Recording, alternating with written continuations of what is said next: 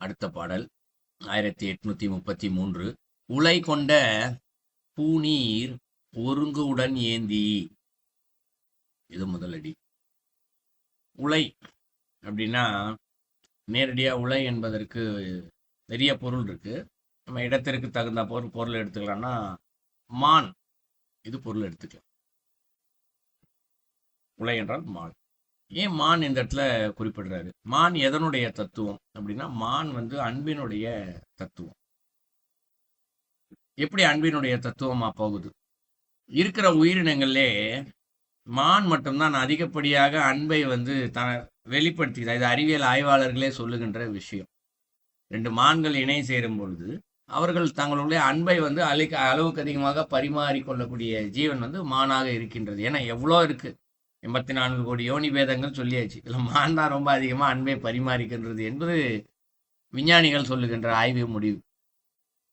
இது எப்படி சான்று? இதுக்கு சான்று என்ன? விஞ்ஞானிகள் சொல்லிட்டாங்கன்றது ஒரு சான்று. ஆன்மீகத்தில் எங்க சொல்லப்படுதுன்னு பார்த்தா, இறைவன் தன்னுடைய கைகள்ல மானை தான் ஒரு சிம்பிளா வச்சிருப்பாரு கையில். ஏன்னா இறைவன் பார்த்தோம், ஒரு கையில மான் மழு நிறைய வச்சிருப்பார் இல்லையா? கையில இறைவன் 4 கை 6 கைகள் வச்சிருப்போம். ஏதாவது ஒரு கையில பார்த்தோம்னா நிச்சயமா மான் இருக்கும், ஏதாவது ஒரு வகையில. அதனாலதான் ஒரு பக்கம் மான் தோலை கூட இடுப்புல சுத்திக்கிட்டு இருக்காரு. அது ஒரு வகையில் என்ன காரணம்னா, இறைவன் அன்பின் வடிவாகத்தான் எதையுமே செய்து கொண்டே இருக்கின்றார். இது காரணம். அன்பு, இறைவன் அன்பின் வழியாக மூலமாக செஞ்சு கொண்டே இருக்காரு அப்படின்னு பொருள். இப்போ உலை கொண்ட அப்படின்னா இங்கு அன்பு கொண்ட அப்படின்னு பொருள். என்ன செய்யணுமா? பூ நீர் ஒருங்கு உடன் ஏந்தி அப்படிங்கிற ஒரு பூ இருக்கு, தண்ணி இருக்கு, ரெண்டுத்தையுமே ஒருங்கு அப்படிங்கிற. ஒருங்குன்னா ரெண்டுத்தையும் ஒன்று சேர்த்து அப்படின்னு பொருள். பூவையும் நீரையும் ஒன்று சேர்த்து என்று பொருள் அல்ல. பூ தனியாத்தான் இருக்கும், தண்ணி தனியாத்தான் இருக்கும். அந்த 2 கூட அன்பை ஒன்று சேர்த்து அப்படின்னு பொருள். இப்போ இறைவனுக்கு பூவை கொண்டு போய் கொடுக்குறோம் அப்படின்னா, அந்த பூ கொடுக்கும்போது நம்மளுடைய உள்ளத்தில் இருக்கக்கூடிய அன்பும் சேர்ந்து இருக்க வேண்டும். இறைவனுக்கு நீரை கொண்டு போய் அபிஷேகம் பண்றோம்னா, அந்த நீரில் நம்முடைய அன்பும் அங்கு சேர்ந்திருக்க வேண்டும். பூலையும் அன்பையும் நீர்லையும் எப்படிப்பா இங்க கொண்டு போய் அன்பு சேர்க்கிறது அப்படின்னு ஒரு கேள்வி எழலாம். இந்த பூக்களை இறைவனுக்கு சமர்ப்பிக்கிறோம் இல்லையா? இன்னைக்கு காலம் மாறி போய்விட்டது. எல்லாமே கடையில தான் பூ வாங்குற ஒரு சூழ்நிலை வந்துருச்சு. பட் இயற்கையிலே இறைவனுக்கு எப்படி பூவை சார்த்த வேண்டும் அப்படின்னா, அதற்கு ஒரு முறையே சொல்லப்படுது. பூக்கள் பூப்பதற்கு முன்பாக, ஒரு சில வினாடிகள் முன்பாக அந்த பூவை பறிச்சிடணும். பூக்கள் ஏன்னா பூத்திருச்சு அப்படின்னா என்ன செய்யணும்? வண்டு உள்ள இருக்க தேனை சாப்பிட்டு போயிடுதான். தேனை சாப்பிட்டு போனதுக்கு அப்புறம் தான் அது முழுமையாகவே பூக்குது. இப்போ வண்டு போறதுக்கு முன்னாடியே என்ன பண்ணணுமா? அந்த பூவை பறிச்சிடணும். அந்த பூக்கு ஒரு பேர் கூட இருக்கு, பூக்களுக்கு பேர் இருக்கு. மொட்டு, அப்படி நிறைய பூக்களுக்குன்னு சொல்லி பெயர்கள் கொடுக்கப்படும். முட்டு, அரும்பு, இன்னும் வேறு சில பெயர்கள்லாம் கூட கொடுக்கப்படும். இதுல 3வது நிலையா 4வது நிலையாக இருக்கு. விரிவதற்கு முன்பாக இருக்கக்கூடிய நிலை போதுன்னு ஒரு நிலை சொல்லுவாங்க பூக்களுக்கு. அரும்பு, மொட்டு, போது, மலர் அப்படின்னு வரிசையா நிறைய பெயர்கள் வரும். இதுல போது என்ற ஒரு பெயர் நிற்கும். அந்த நிலையில் இருக்கக்கூடிய அந்த பூக்களை தான் எடுத்து இறைவனுக்கு சமர்ப்பணம் செய்ய வேண்டும் அப்படின்னு நம்மளுடைய நூல்கள் பல சொல்லுது. ஆனா இன்னைக்கு அது சாத்தியமான்னு கேட்டா சாத்தியம் கொஞ்சம் கம்மி தான். சிலருக்கு சாத்தியம். இப்போ சிலர்லாம் வீட்டுல பூத்தோட்டம் வச்சிருப்பாங்க. காலைல அவங்க எப்ப எந்திரிக்கிறாங்களோ அப்பதான் எந்திரிச்சு பூவை பறிச்சு சாமிக்கு வைப்பாங்க. சாமிக்கு நானே பூவெல்லாம் வீட்டுல தோட்டத்துல போட்டு செஞ்சிருக்கேன்னு. ஆனா முறை என்ன செய்யணும்? காலை சீக்கிரமா எந்திரிச்சிடணும். விடியறதுக்கு முன்பாக எந்திரிச்சு பூவை பறிச்சிடணும். அப்ப விடியறதுக்கு முன்னா எந்திரிச்சு குளிச்சிருக்கணும். இவ்வளவு செயல் செய்யணும். செய்து அந்த பூவை கொண்டு போய் செல்லும் பொழுதுதான் அப்ப அந்த சிரத்தை இருக்குல்ல. காலையில சீக்கிரம் எந்திரிக்கணும், சீக்கிரம் குளிக்கணும், நம்மை சுத்தப்படுத்தி கொள்ள வேண்டும். இந்த ஒரு சிரத்தை இருக்கு இல்லையா? இதுதான் அந்த இடத்தில் இருக்கக்கூடிய உலை என்று சொல்லக்கூடிய அன்பு. இப்போ ஒரு குழந்தை இருந்ததுன்னு வச்சுக்கோ, காலைல 4 மணிக்கு எழுந்திரிச்சு அழுகுதுன்னா அம்மா கரெக்டா எழுந்திரிச்சு பால் கொடுத்துட்றால, ஏதோ ஒரு வகையில சாப்பாடு கொடுத்துட்றால, பசிக்குதுன்னா ஏதோ இல்லை சமைச்சு கொடுத்துட்றான். இப்ப தண்ணி கொடுக்குறான்னு வச்சுக்கோங்க குழந்தைக்கு. தண்ணி ஒரு பாட்டிலையோ இதுலையோ போட்டு எடுத்து கொடுத்துட்டான். நல்ல தூக்கத்தில் இருக்கான்னு வச்சுக்கோ, குழந்தை அழுவுது தண்ணி வேணும்னு, நைட் எழுந்துட்டு தண்ணியை வந்து எதுலையோ பாட்டிலே எடுத்து கொடுக்குறான்னு வச்சுக்கோ. கொடுக்க போகும்போது அப்படி பார்க்கும்போது அந்த பாட்டில் ஒரே ஒரு தூசி கண்ணுக்கு தெரிஞ்சிருச்சுன்னு வச்சுக்கோ அம்மாக்கு, அந்த தண்ணியை குழந்தை கொடுப்பால, ஐயோ அந்த தூசி குழந்தைக்குள்ள போச்சுன்னா அதுக்கு ஏதாவது பாதிப்பு வருமேன்னு அவ்வளோ தூக்கத்தில் கூட என்ன பண்ணுவாங்க, கஷ்டப்பட்டு எந்திரிச்சு போய் இருக்கிற தண்ணியை கீழே ஊற்றிட்டு வேற தண்ணியை பிடிச்சி கொண்டு தான் குழந்தை கொடுப்பாங்க. என்ன காரணம்? அன்பு. குழந்தைக்கு எதுவும் ஆயிடக்கூடாது. அப்போ ஒரு சின்ன தூசி கூட குழந்தைய பாதிக்கல, இறைவனுக்கு அதுபோல் சிரத்தை இருக்க வேண்டும். தண்ணி எடுத்துட்டு போனோம்னா தூய்மையான நீரா எடுத்துட்டு போனோம். முதல்ல நாம குளிச்சிடணும். தண்ணி எடுக்க போகும்போது கையை சுத்தப்படுத்திக்கணும். பாத்திரம் கொண்டு போனோம்னா அந்த பாத்திரத்தை சுத்தப்படுத்தணும். அதுக்கப்புறம் அந்த தண்ணியை தூய்மையான முறையில் எடுத்துட்டு இறைவனுக்கிட்ட கொண்டு போகணும். கொண்டு போற வழியில ஏதாவது ஒரு தூசியோ ஏதாவது ஒன்று பட்டுருச்சுன்னா கூட போதும், உடனே அந்த தண்ணியை ஊற்றிட்டு வேற தண்ணியை கொண்டு போகணும். இதுதான் அந்த நீரையில் சேர்ந்து இருக்கக்கூடிய அன்பு. பூக்கள் நீர் ரெண்டுத்தையும் இப்படிதான் சேர்த்துட்டு போகணுமா இறைவர். அன்போட உடன் ஏந்தி அப்படின்னு சொல்றாரு. ஏந்தினான கையிலே ஏந்தி கொண்டு போயிட்டு மலை கொண்ட மாமுகில் மேல் சென்ற வானோர் அப்படின்னு சொல்றாரு. மலை கொண்ட மாமுகில் அப்படின்னா மலை நீரை கொண்ட மாமுகில் அப்படின்னா மேக கூட்டங்களுக்கு மேல் சென்ற வானோர். வானவர்கள்லாம் இப்படிதான் போயிருக்காங்களாம் அங்க. ஏன் அவங்க வானவர் ஆனாங்க? இதுக்கு முன்னாடி கொஞ்சம் பாட்டுக்கு முன்னாடி கூட நம்ம பார்த்துருக்கோம். சில பாடல்களுக்கு முன்பாக சிவபூஜையில வானவர்கள்லாம் எப்படி அமரர்கள்லாம் எப்படி அந்த நிலைக்கு போனாங்க, என்ன மாதிரி பூஜை செஞ்சாங்க, சொன்னீங்க கூட அந்த பூஜை செய்யுங்க அப்படின்னு சொல்லிட்டு சில பாடல்களுக்கு முன்னாடி சொன்னார்.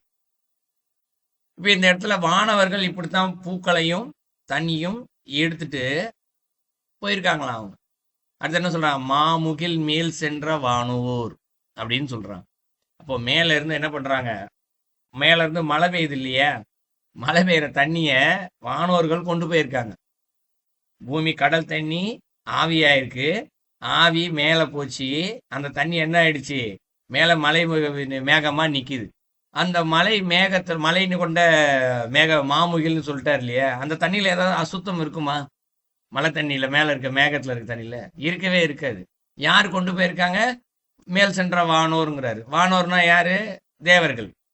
இவங்க வேலையே இதுதானேங்க. இறைவனா வந்து கடல் தண்ணியை ஆவியாவு அப்படின்னு சொல்றாரு, அக்னி பகவான் வராரு, சுட்டெரிக்கிறாரு, தண்ணியெல்லாம் ஆவியாகுது, மேல போய் மேகமா மாறிடுச்சு. இப்போ மாமுகில் மேல் சென்ற வானோர்னா இந்த பூவையும் தண்ணியையும் தனியா எடுத்துட்டு போய் மேகத்துக்கு மேல போய் நிக்கிறாங்க அப்படின்னு பொருள் எடுத்துக்க கூடாது. ஏன்னா நேரடியா அந்த வார்த்தைக்கு பொருள் பார்க்கும்போது அப்படிதான் தெரியும். வானவர்கள் வந்து பூவை ஒரு கையிலையும் தண்ணியை ஒரு கையில எடுத்துக்கிட்டு அன்போடு போய் மேகத்துக்கு மேல போய் நிக்கிறாங்க அப்படின்னு பொருள் எடுத்துக்க கூடாது. இந்த மேகத்தை கொண்டு போய் வச்சதே, அதுல தண்ணியை கொண்டு போய் வச்சவதே இந்த வானவர்கள் தான். அப்படி புரிச்சுக்கணும். இப்ப வச்சுட்டாங்க மேல. இப்ப அடுத்த அடியில வந்து என்ன சொல்றாரு?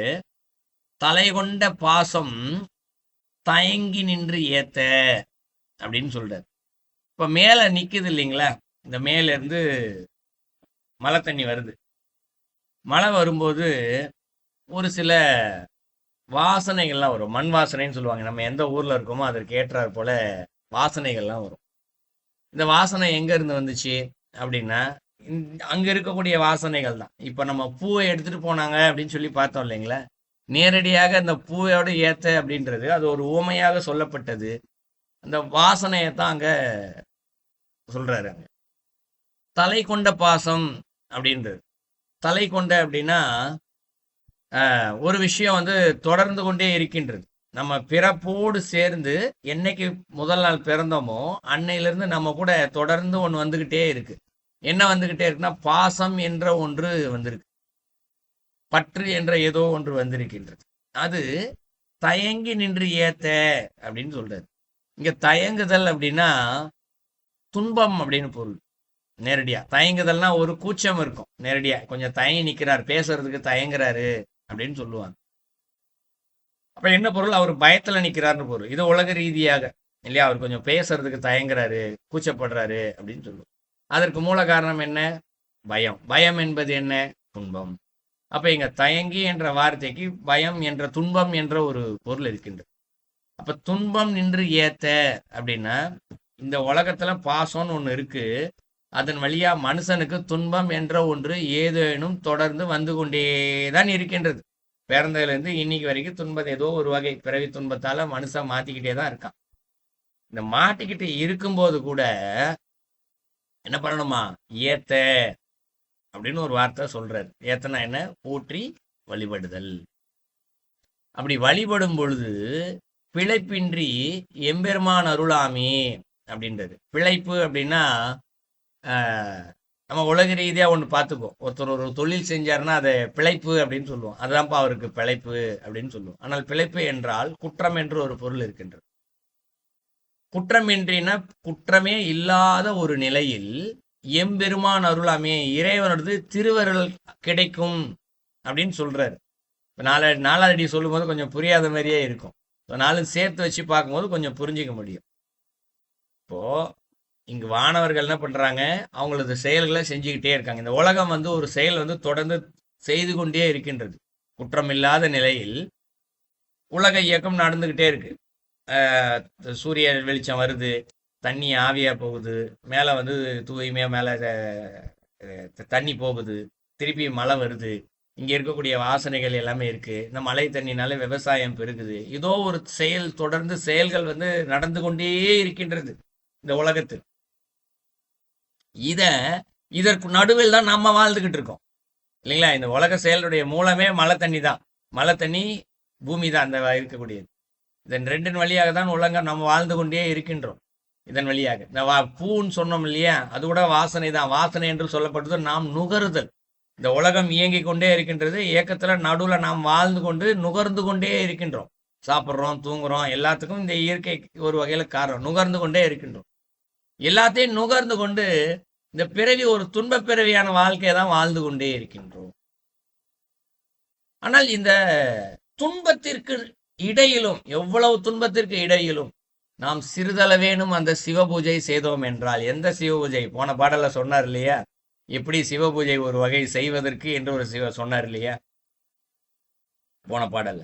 5 குணம் படைத்தல் இதெல்லாம் சொன்னேன். அதே போல யார் ஒருத்தர் செய்யறாங்களோ, அவங்க அந்த துன்பத்துக்கு நடுவுலையும் இதை செய்யறாங்களோ, இறைவன் என்ன பண்றாராம்?